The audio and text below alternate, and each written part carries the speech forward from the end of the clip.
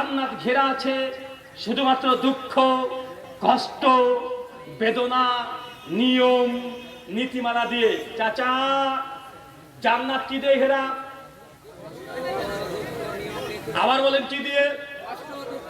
দুঃখ, কষ্ট, বেদনা, নিয়ম, নীতিমালা দিয়ে জান্নাত ঘেরা।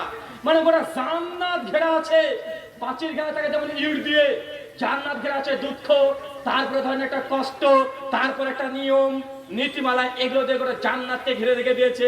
মানে জান্নাত যদি যেতে চান, এই দুঃখ, কষ্ট, বেদনা, নিয়ম, নীতি মেনে আপনি জান্নাত যেতে হবে, অন্যথায় জান্নাত যেতে পারবেন না।